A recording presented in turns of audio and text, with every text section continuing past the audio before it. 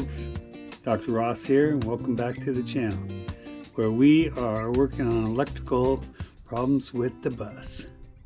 I'm 99% sure I got the solution here, and it just involves the way these things are wired. So let me run down with you real quick what we've done so far. It was obvious that we weren't getting any spark, and we did check that. No spark to the spark plugs. Doesn't seem to be any spark coming out of the distributor. So naturally replaced the coil. I checked there was power to the coil, and so we replaced it, and thought that might give us a spark. It did not. The next thing along the line that it could be holding us up would be the condenser. And I checked the points, plugs, cap and rotor. Condenser might be bad. We ended up just getting a vacuum advanced distributor aftermarket, putting a whole new distributor in. There's not much else involved with the electrical except the voltage regulator. So why not go ahead and put a new voltage regulator in? And that's the only other component other than the key ignition. And the power goes from the tiny rat-chewed harness all the way up to the key on the column, and then comes all the way back through this little wire here. And that's where you're getting the power to the coil. So there could be enough resistance in the ignition and the wiring that we have a voltage drop here at the coil when we're trying to start it. The solution for the test will be just to wire battery power directly to the coil and see if we can get a good spark. Okay, maybe I shouldn't be throwing shade on the greatest German engineers of the era. I mean, after all, these guys were making nuclear power plants. Well, let me put it this way. For me, there's two things about these air-cooled Volkswagens from the 60s and 70s that just fall short. The body is designed and built with channels and voids that just seem to promote rust. And number two, the wiring harnesses on these things. Even a brand new factory or replica wiring harness is just leaves a lot to be desired. I realize I'm picky. That's why I spent over 100 hours on the Ghia wiring harness.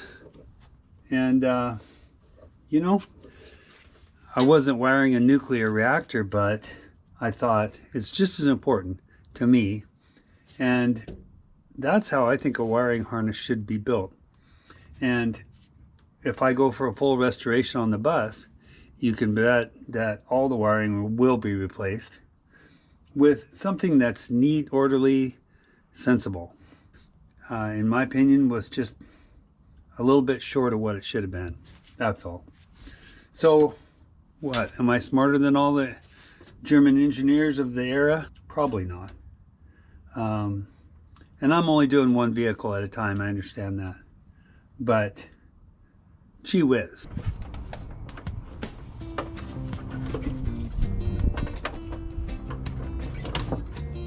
What I've done is to bypass the line that goes to the coil power, comes back from the ignition. And we're going to hook that straight to battery with a fuse. You'll still have to turn on the ignition to get lights and so forth, but it won't be required for the engine to run. That will prove if it is the ignition, the part with the key up there in the column, that is the problem, or any of the wiring in between. And we should suddenly have a strong spark. Actually, that's what we're hoping, because if that is the case, then the problem is solved.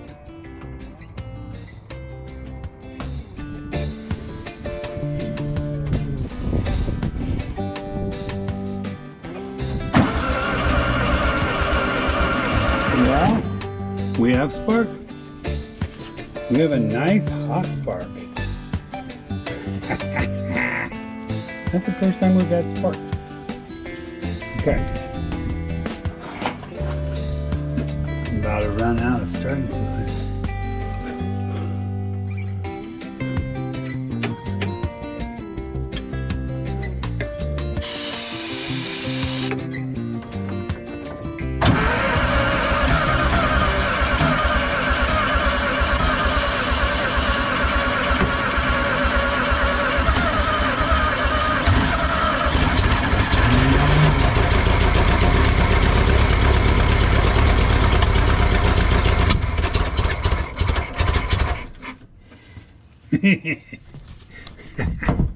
Okay.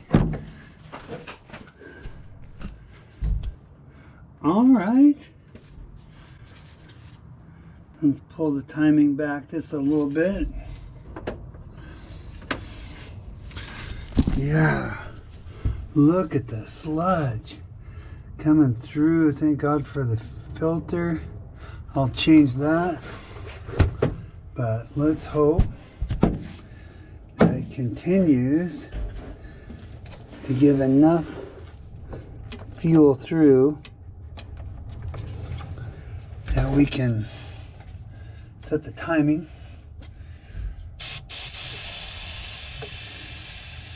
More starting fluid.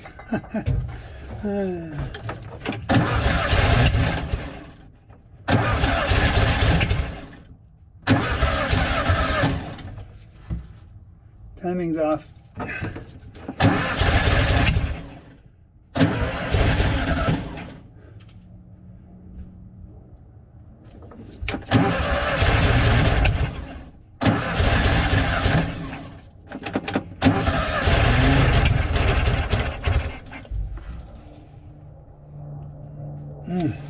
Are you guys with me?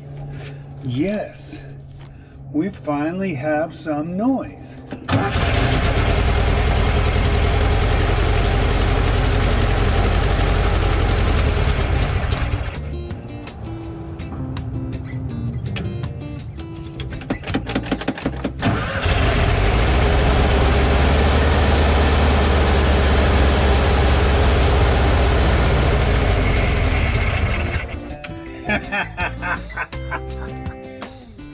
Okay, it made noise. Well, that's a little more fun now. Let's see if we can tinker around with this here and get it going. So I'll swap the fuel filter, get some more starting fluid, and I'll be right back. The voltage regulator does not actually have anything to do with the power to the coil. It only controls the generator and how much juice goes into the battery. It was making me feel twitchy anyway, and I wanted a new one. For as cheap as they are, it turns out probably didn't need that. So possibly these parts, total of about $110, were still okay. Nonetheless, I'm happy to have new ones in there. I see now that the way to avoid all this would be to do a check at the coil for voltage drop. So you would have full battery voltage, and then when you actuated the starter, you'd read the voltage again while it was trying to start, and with a poor ignition contact like I have, it would have certainly registered a severe drop in the voltage to the coil. Yeah, next time I'll check that. Right now I'm wiring up a temporary switch. This switch will serve as the ignition switch until such time we can get a new ignition online. Probably these kinds of things are really hard to find in town, and I know there's some great places online, Airhead parts, Mid-America Motor Works, the Samba. I'm sure we can find an original style ignition. If not, maybe even an original one with a key. Over here we have temporarily wired power to the coil right off the battery, and by the way, also the generator charging wire comes through from here from the voltage regulator, and we came off of that, put a 20 amp fuse in and a switch so that we can switch off and on power to the coil. This is the wire that's hot when the ignition is on. I rigged up a remote start button. This is real easy to do, and it would work on any car just about that has a starter that's accessible. It's got two alligator clips on the other end. One goes on the battery lug on the starter, and the other one on the little wire that comes from the ignition. So no matter what you've got battery hookup, you've got remote start. Okay, look at that filter.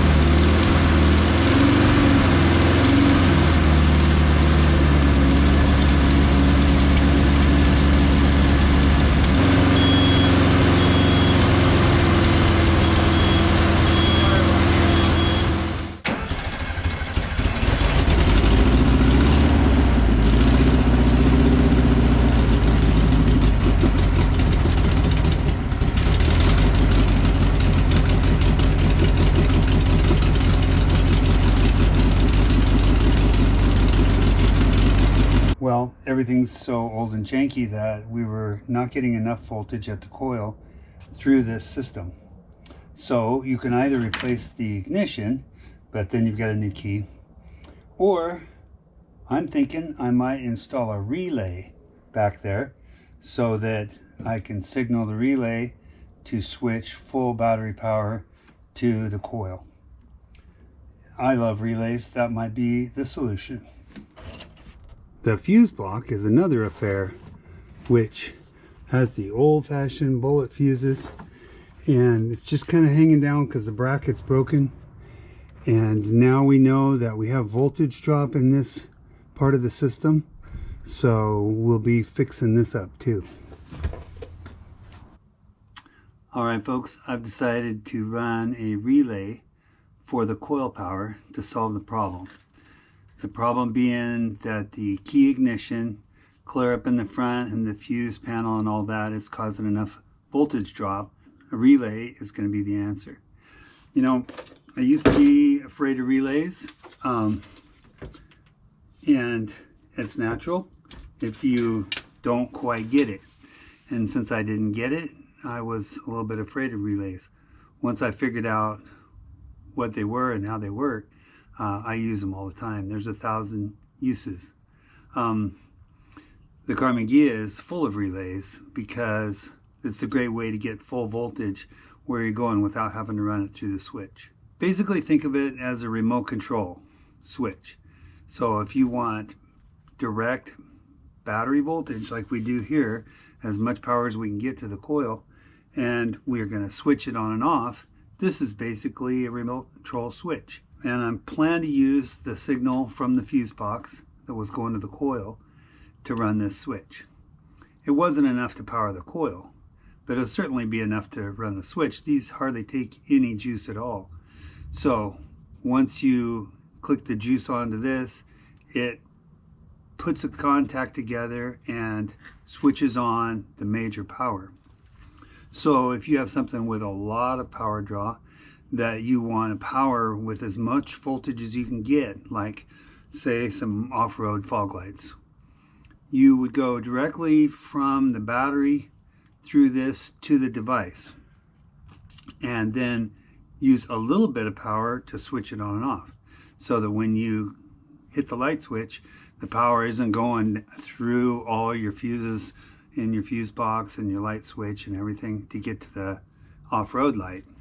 It goes and bypasses directly from the battery through this right to the device.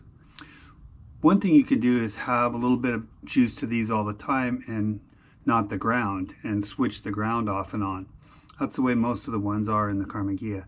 This one I'm going to go ahead and do a mounted ground. So it's going to be grounded all the time to the body where I mount it. And then I'm going to use the power that comes from the key off and on that used to power the coil on this wire. And it's going to just now switch the switch is all it's going to do. And then we'll have the relay mounted up here. And then it will have direct battery power that it's switching off and on to the coil. So hopefully that's not more confusing. Relays are super easy, problem solver, and a great way to manage your power. Generally, the terminal marked 30 will have your battery power going to the relay switch. And then in this case, the terminal marked 87 is going to go to the coil or whatever you want powered, and the little other switch that's left, 86, is going to get the signal from the key, and then the last one, 85, is going to ground. I spent some time finding the perfect star washer, because star washer behind your bolts and things helps dig in and give you a good connection.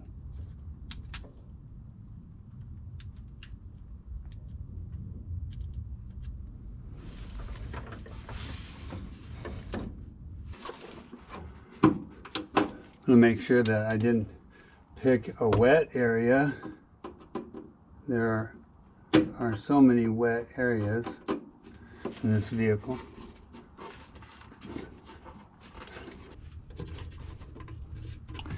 Okay, so the switch is grounded.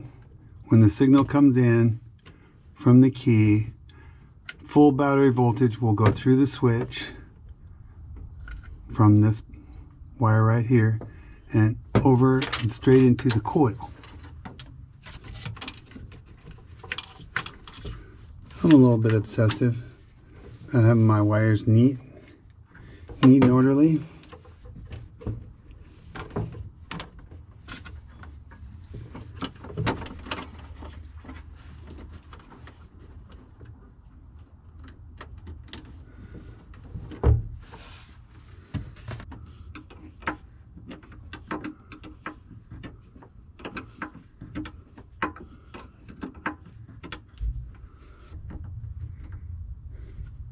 Nothing. I'll go turn the key on. With the key on at the coil, 12.73. to virtually full battery voltage. I'll go right on the battery. 12.73 at the coil, 12.7. So now we'll hit the starter.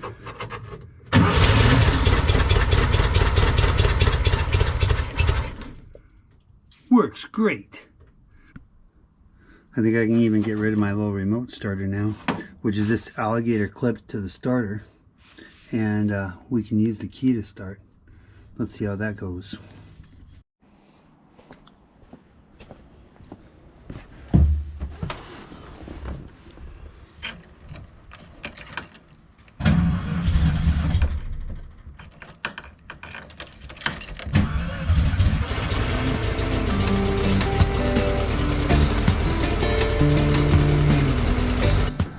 Overall, a really good day. Got lots of work to do, but it was a big deal to get it running, and it sure sounds happier. So that's probably going to be it for today. I sure appreciate you hitting that subscribe button, and especially giving me a thumbs up. Come back for more. We'll see you real soon. For tonight, that's it. Thanks for watching.